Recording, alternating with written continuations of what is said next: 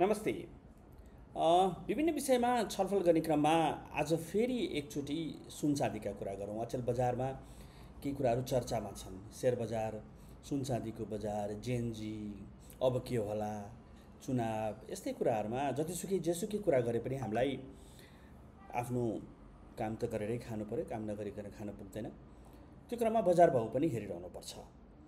सुनचाँदी चर्चामा छ र सुनचाँदीका विषयमा मैले पटक पटक लेखहरू लेखेको छु र यहाँहरूलाई भन्ने गरेको छु टिकटक मार्फत अथवा मेरा फेसबुक, इन्स्टाग्रामहरूमा विभिन्न प्रकारका पोस्टहरू मैले गर्ने गरेको छु। आज फेरि त्यही विषयमा मैले अहिलेभन्दा ठिक 8 महिना अगाडि भनेको थिएँ सुनको भाउ बढ्दैछ र 3 लाख पुग्छ है भनेर मैले भनेको थिएँ। 1 वर्षमा 3 लाख रुपियाँ पुग्छ है भनेर मैले भनेको थिएँ।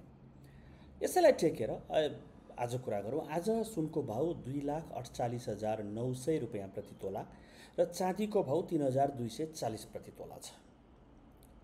र सुनको भाउ इन्टरनेसनल मार्केटको कुरा गर्नुहुन्छ भने 1 महिनामा 13% र 1 वर्षमा 57% बढेको छ। इन्टरनेसनल मार्केटमा अहिले 4,100 चान्चुन प्रति आउन्स, 1 आउन्स भनेको 31.05 ग्राम्स हुन्छ है। त्यति छ भने चाँदीको भाउ 52.37 प्रति आउन्स, डलर्स प्रति आउन्स छ। नेपालमा तोलाको 3240, 1 तोलामा 11.664 ग्राम्स हुन्छ। किन बढिरहेछ त सुनको भाउ भन्दा संसारमा भएका युद्धहरू, अनिश्चितताहरू एकातिर छन् भने अर्कोतिर मान्छेहरूको क्रय शक्ति बढेको छ। सुन दुर्लभ वस्तु हो। सुन धेरै उत्पादन छैन, अब संसारमा धेरै उत्पादन गर्न सकिने ठाउँ पनि छैन।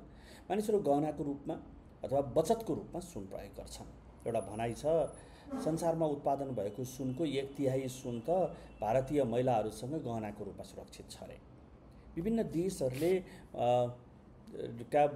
सेन्ट्रल ब्याङ्कहरूले सुनलाई सुरक्षणको रूपमा राख्छन्। अमेरिका एक्लैसँग 8,153 लेटेस्ट फिगर अनुसार त्यति मेट्रिक टन सुन सुरक्षित छ। संसारका सबै सेन्ट्रल ब्याङ्कहरूले सुनमा आफ्नो सुरक्षण राख्ने गरेका हुन्छन्। यो हेर्दा अब सुनको भाउ बढ्ने नै देखिन्छ। उत्पादन कम, माग बढी। एकातिर त्यसो अर्कोतिर देशहरू विकासको चरणमा छन्। चाइना, इन्डिया, ब्राजिल, इन्डोनेसिया जस्ता देशहरू प्लस नयाँ नयाँ अरू अहिले विकासमा को पथमा लम्किरहेका देशहरूमा पनि सुनको डिमान्ड बढी छ। डिमान्ड धेरै, सप्लाई कम, सुरक्षित र लिक्विड भनेको कुनै पनि बेला क्यासमा कन्भर्ट गर्न सक्ने र पारम्परिक रूपमा पनि प्रयोग गर्न सकिने, बचतको रूपमा पनि प्रयोग गर्न सकिने, गहनाको रूपमा पनि प्रयोग गर्न सकिने। हामी त सुनपानी छर्किन्छौँ होइन, कहिले काहीँ पऱ्यो भनेदेखि सुनपानीसम्म पनि छर्किनु पर्ने, मर्दा र पर्दा पनि चाहिने, बचत पनि हुने भनेपछि मानिसहरू, संसारभरिका मानिसहरूमा सुनमा आकर्षण छ।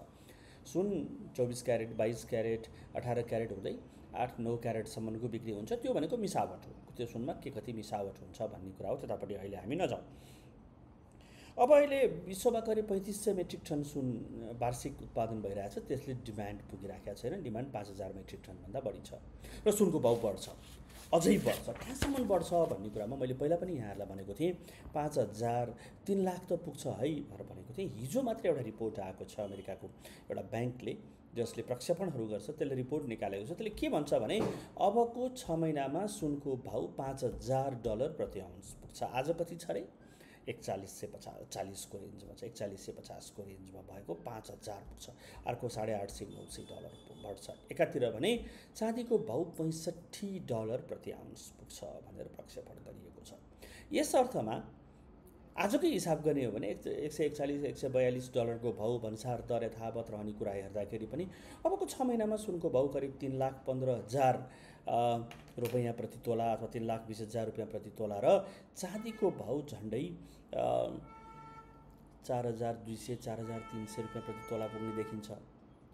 अब समस्या कहाँनिर छ? बजारमा सुन र चाँदी छैन। अहिले तपाईँ हामी किन्न गयौँ भने गहना यता कता किन्न पाइएला 12-14-15% एड गरेर। तर तपाईँले एउटा चक्का किन्छु सुनको अथवा चाँदीको एउटा सानो ढिक्का किन्छु भन्नु भने पाइराखेको छैन। पाए पनि समाचारमा आएअनुसार धेरै पैसा तिर्नुपर्छ। सुनमा 8,000 रुपैयाँ र चाँदीमा 500 रुपैयाँ प्रति तोला बढी तिर्नुपर्छ अरे। अब त्यो आफैमा ठिक हो होइन, अर्कोतिरको बहस होला, सरकारी बहस होला। तर सुनको इन्भेस्टमेन्ट अझै पनि फाइदाजनक छ। तपाईहरुसँग 1 तोला 2 तोला 4 तोला नै पनि सुन किनेर राख्न सक्ने शक्ति छ भने सुनमा इन्भेस्ट गर्नुस्, तर गहनामा होइन। गहनामा गर्नुभयो भने के हुन्छ?